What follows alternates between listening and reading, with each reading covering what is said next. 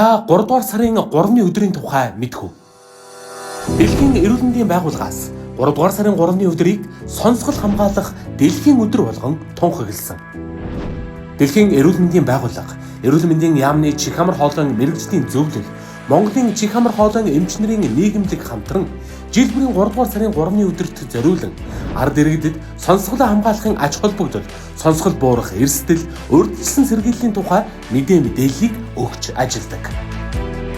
2025 оны сонсгол хамгаалах өдрийн урайнд анхаарлаа хандуул, сонсголоо хамгаал, ирээдүйг сонсохын тулд одооноос хамгаалъя. Сонсгол бууралт гэж юу вэ? Дүлээрэлт, сонсгол бууралт гэдэг нь нэг ба хоёр чихний сонсох үйл ажиллагаа бүрэн үгүй болох доголдохыг хэлнэ.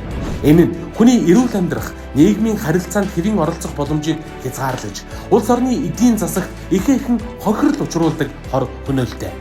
Дэлхийд дахина 466 сая хүн сонсгол бууралцтай аж төрж байна. 2030 онд энэ тоо 630 сая болж өсөх хандлагатай байна.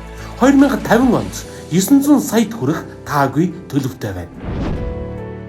3 дугаар сарын 3-ны өдөр сонсгол хамгаалах дэлхийн өдөр.